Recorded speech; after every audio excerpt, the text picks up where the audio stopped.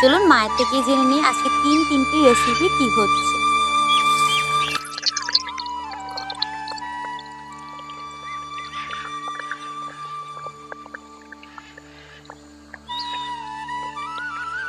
আজকে কিন্তু আমরা ইলিশ মাছ দিয়ে দুটি রেসিপি করব। সেটি হচ্ছে আপনার ভিডিওর আগে দিয়ে দেখেছেন দুধমান কচু, ওই দুধমান কচুর পাতা দিয়ে হবে ভর্তা, আর দুধমান কচুর ডগা দিয়ে হবে ইলিশ মাছের মাথা দিয়ে, আর হবে ইলিশ মাছ ভাজা। চলুন সম্পূর্ণ রেসিপিটা দেখে নিন। অনেকে কিন্তু দুধমান কচু, আমাদের নোয়াখালী ভাষায়, বাংলাদেশ নোয়াখালী ভাষায় আমরা এটিকে বলে থাকি দুধ কচু। আজকে এই দুধ কচুর দিয়েই দুর্দান্ত দুটি রেসিপি সবটাই আপনাদেরকে বললাম। চলুন আমরা সম্পূর্ণ রেসিপিগুলো দেখে আসি। এই যে দুধমান কচুর যে ডাটার জন্য এখানে মা মাছের মাথাগুলো ভেজে নিচ্ছে।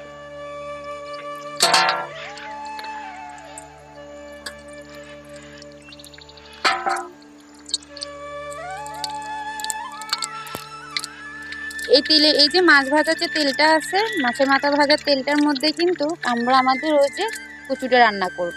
এখানে মা কিছুটা পাঁচফোড়ন আর তেজপাতা দিয়ে দিয়েছে। এবার আগে থেকে সিদ্ধ করে রাখা এই যে কচুগুলো একটু আপনারা জলের মধ্যে সিদ্ধ করে নেবেন। যদি ভয় থাকে যে চুলকানোর, তাহলে কিন্তু সিদ্ধ হওয়ার কারণে চুলকানোর ওই ভয়টা আর থাকবে না। দেখেন দেখতে কিছুটা শাপলার মতো মনে হচ্ছে। আমরা অনেকেই কিন্তু শাপলাকে ভাপ দিয়ে রান্না করি। এই কিছুটা দেখতে শাপলার মতোই মনেই হচ্ছে না এটা কোনো কচু।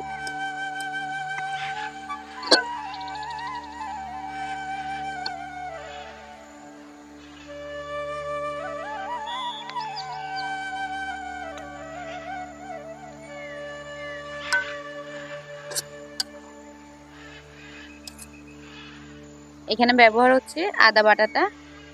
এখানে কি আলাদা আর কোনো মশলা দিবেন?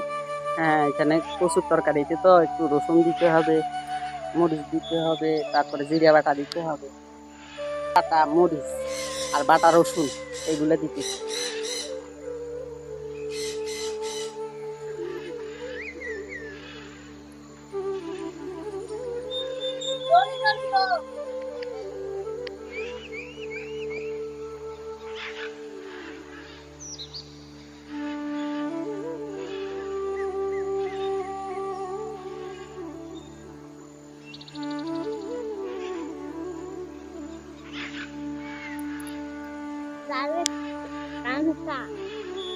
হাই বলে হাই।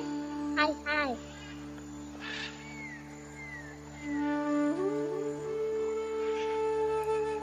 ইলিশ মাছের মাথাগুলা বেজে রেখেছি আগে, এখন মাথাগুলা দিয়ে দিতেছি। এই কচুতে জল ব্যবহার করবো না? হালকা হালকা হালকা একটু জল দিবে।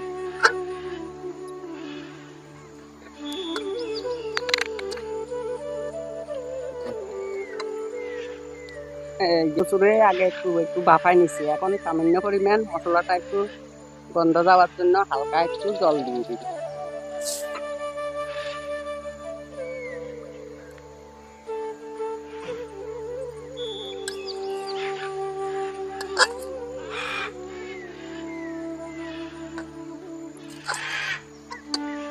দেখুন কালারটা কি সুন্দর এসেছে। আর ইলিশের মাথা দিয়ে যে কোনো সবজি বা তরকারি খুব ভালো থাকে, ওই জন্য ইলিশের এত চাহিদা, এত স্বাদ। আর ইলিশের মাথা দিয়ে যদি আপনি কচুর শাক রান্না করেন তাহলে তার বলার কিছুই নেই। আমাদের চ্যানেলে কিন্তু কচুর শাক ইলিশ মাছের মাথা দিয়ে মানে সবচেয়ে বেশি ভিউ প্রাপ্ত হচ্ছে আমাদের ওই রেসিপিটাই। তো আপনারা যদি চান তাহলে আমরা ওই রেসিপিটা আবার আপনাদের সাথে শেয়ার করব। আমাদেরকে অবশ্যই কমেন্ট করবেন, আমরা ওই রেসিপিটা আপনাদের সাথে শেয়ার করার চেষ্টা করব।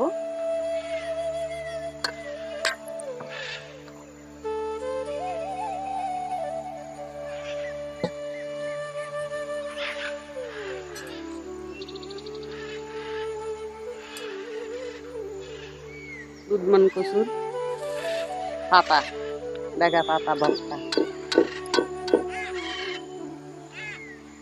ওই যে দুধমান কচু যেটা রয়েছে ওটার যে পাতাটা, ওটা দিয়ে কিন্তু ভর্তা হবে। কেউ কখনো শুনেছেন কিনা জানাবেন। খাইতে লাউ পাতা ভর্তার মতো খুব মজা হয়। আজকে কিন্তু আমরা আপনাদেরকে একটা অন্যরকম রেসিপি দেখাচ্ছি, এই পাতার ভর্তা। অনেকে হয়তো বা দেখিয়েছে কিনা আমি কখনো দেখি নাই। আমাদের চ্যানেলে কিন্তু আপনি ইউনিক ইউনিক রেসিপি সব পাবেন, সেটা আমরা আগেও বলেছি এখনো বলতেছি। আমরা একটু এক্সপেরিমেন্ট করতে ভালোবাসি, আর এক্সপেরিমেন্ট যেটা করি এটা সফলও হয়।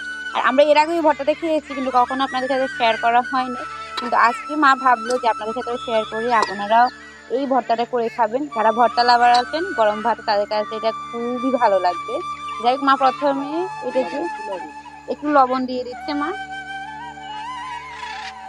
তেলটা কিন্তু এখন ইউজ করে না, তেলটা কিন্তু এর পরে দেওয়া হবে।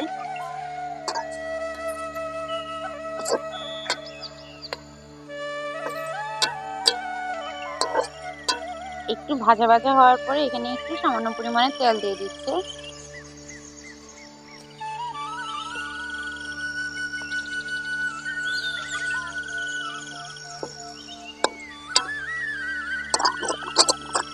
এই ভর্তায় আর কি দিবা মা? পেঁয়াজ দিব, রসুন দিব, নারকেল দিব, কিছুটা লাউ পাতার মতো এই ভর্তাটা। আর সব উপকরণ কিন্তু লাউ পাতার মতো। যারা লাউ পাতার ভর্তা খাননি বা রেসিপি সম্বন্ধে জানেন না, আমাদেরকে জানাবেন। আসলে এখন তো লাউ পাতার সিজন না, যখনই লাউ পাতার সিজন হবে বা যদি আমরা পাই, তাহলে আপনাদেরকে লাউ পাতার যে ভর্তা ওই রেসিপিটা শেয়ার করব।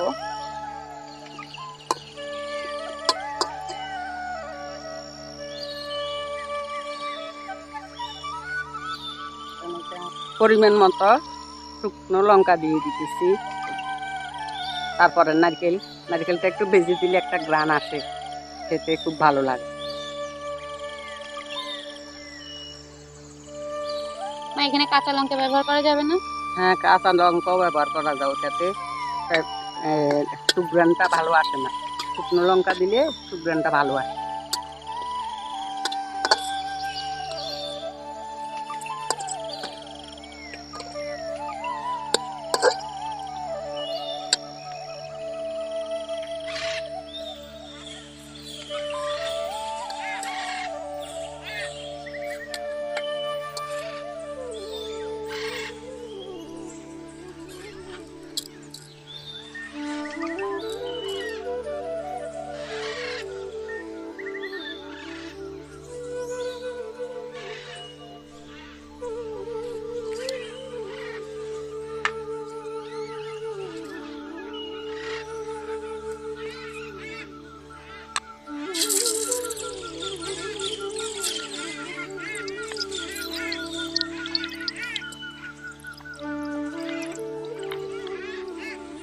আমাদের কিন্তু মাছ ভাজাটা সম্পূর্ণ হয়ে গেছে। আমরা কিন্তু শুধু তেলের উপরে মাছ ভাজাটা করবো না, তার সাথে একটু পেঁয়াজও ভেজে নেব।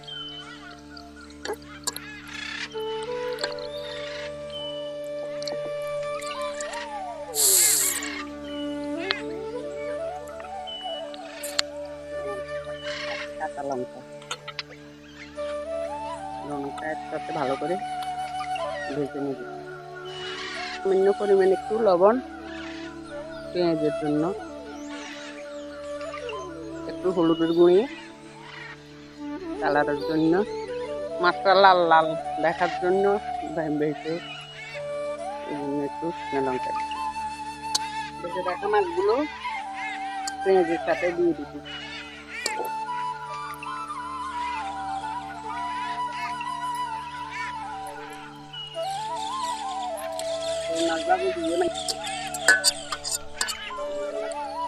এটা দিয়ে ইলিশ মাছ ভাজি দিয়ে আর বক্তা দিয়ে 1 প্লেট ভাত খাওয়া যাবে গরম গরম।